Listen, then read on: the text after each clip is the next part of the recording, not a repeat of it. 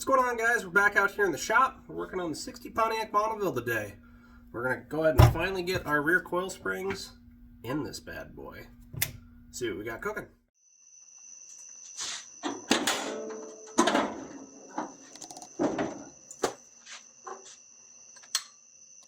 Whose wrench is this? I don't know.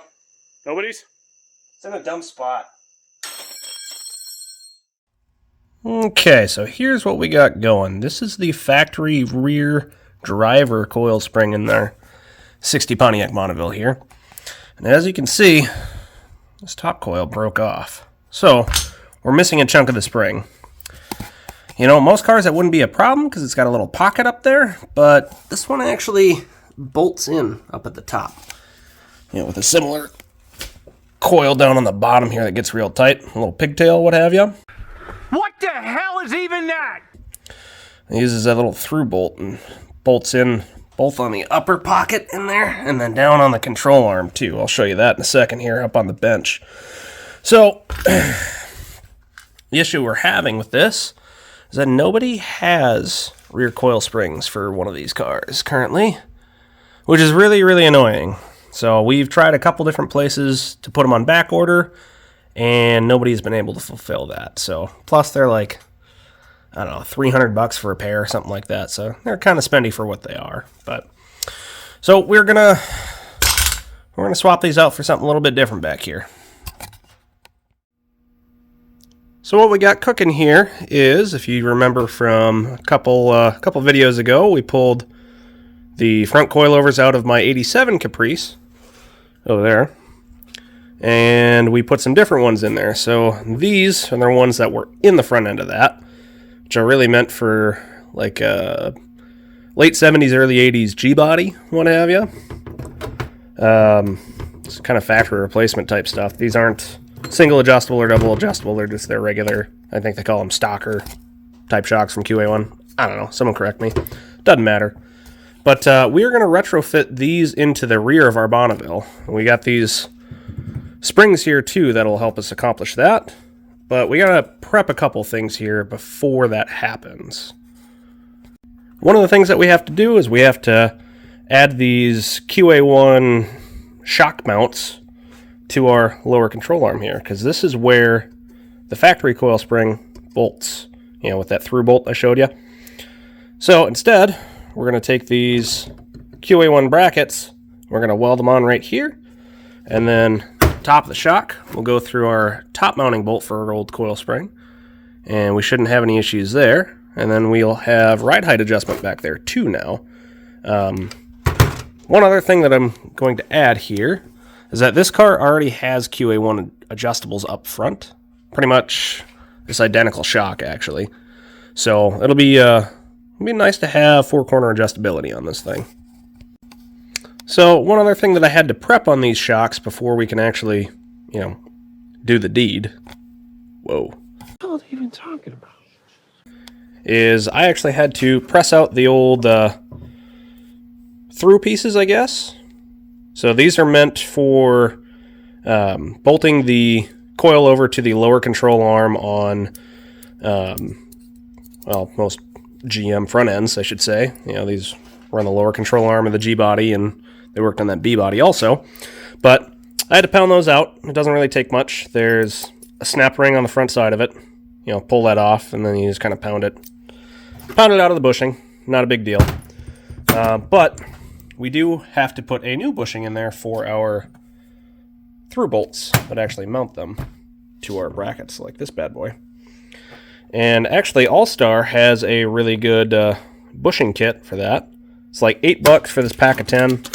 Got them on the Jungle website. I'm sure you can get them through Summit and Jags. There's a part number for you if you're going down this road yourself. But yeah, there you go. They're a 3/4 on the outside diameter, and inside is a 1/2 inch. So and that's perfect for our lower shock hardware. So okay, so these All-Star bushings, I had to modify just a little bit here to get them to do exactly what I wanted. So what I don't want is for the coilover to have any side-to-side play while it's on the car. So, as you can see, one bushing is just a little bit too short to take up the space between the side mounts and the actual rubber bushing. So if we tighten that up, it would squeeze this rubber bushing in a whole bunch, which we don't want. Using two of these bad boys, it's going to give us a little too much between our mounting plates. Squeeze those bad boys together here.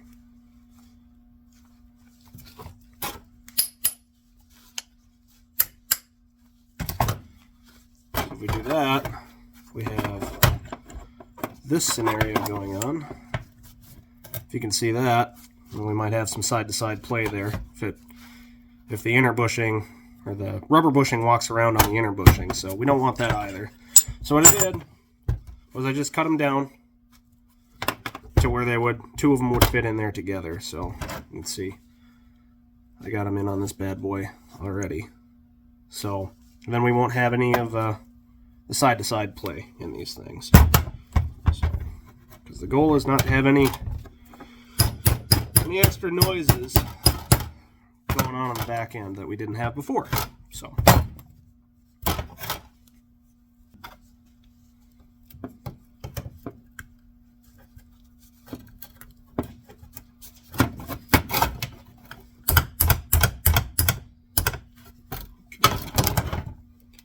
second one in there.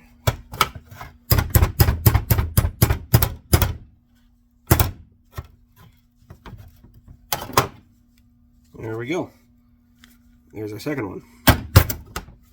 So now we can start sizing these bad boys up on our control arm and start prepping that up to weld our mounting tabs onto. So what we want to do back here is have our brackets centered on this lower spring mounting hole. So we're going to go ahead and kind of dry fit, if you will, our brackets through the eyelet on the coilover itself, and then we're going to kind of eyeball and see what we got going on here, and then we'll clean it up, make a tack, go from there.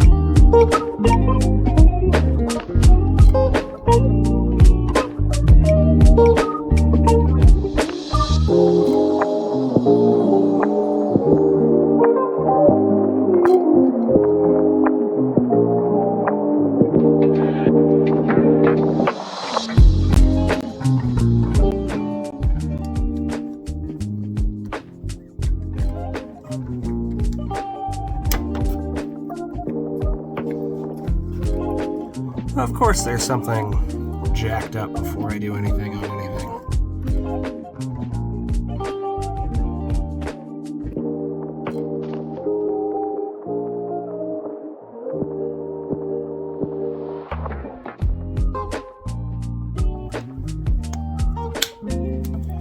Problem solved. Problem staying solved.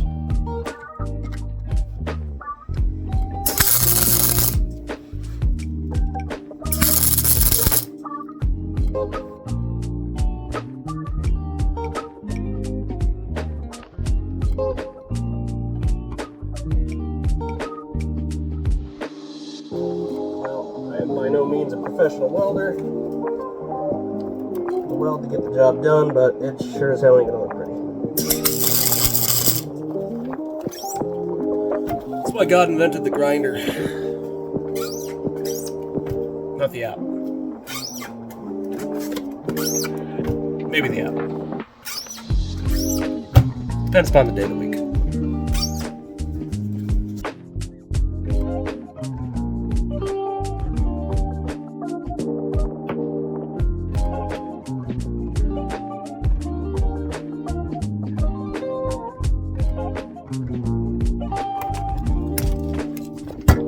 The DeWalt Death Wheel, the official tool of hack welders everywhere.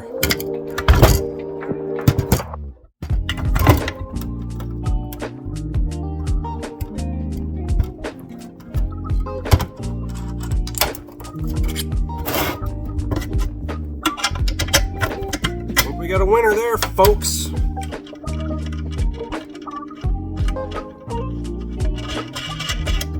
There we go.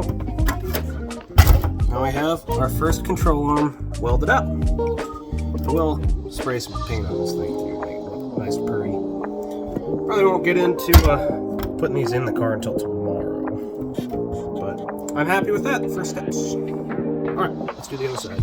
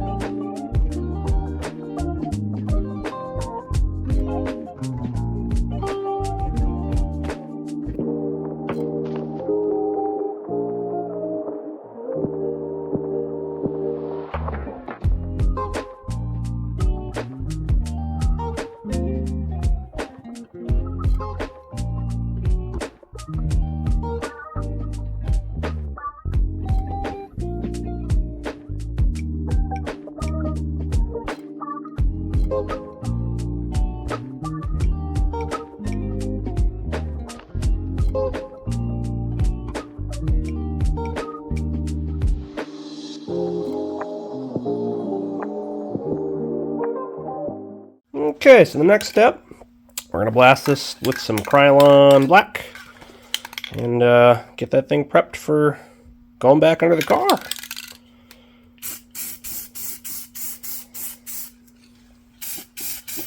Oh yeah, just got to get that nice coverage, you know, like a professional painter would do, clearly, which I am. Also a professional welder, as you guys saw. Definitely didn't grind any of these very poorly done welds. No, we're perfectionists around here. You know what? This control arm is damn near rebuilt. We're getting there, huh?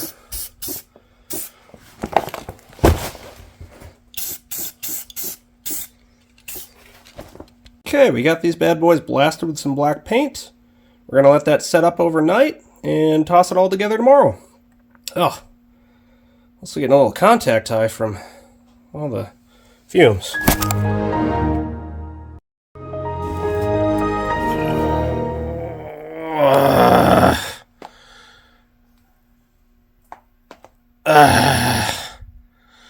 Well, it's the next day, and well, our paint's all dry, so let's go ahead and toss these bad boys in.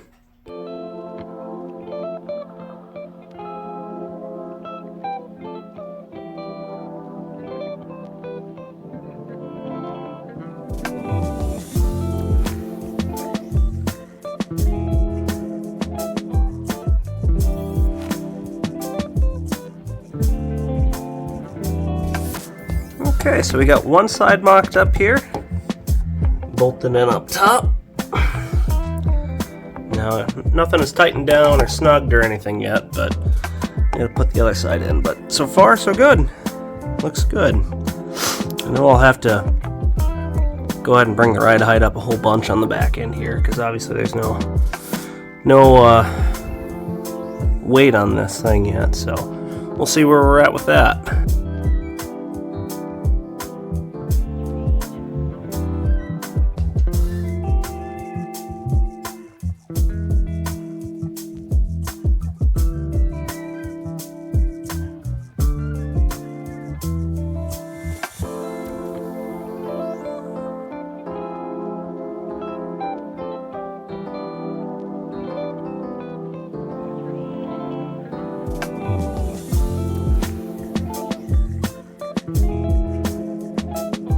Alright, so we got everything in, it's all torqued down. I've got ride height set, roughly where I want it. We'll have to come back and probably tweak that a little bit. Drive shaft is hooked back up, rear brake line is hooked back up too. So yeah, we're going to put the wheels and tires back on it, set it on the ground, and see how it sits.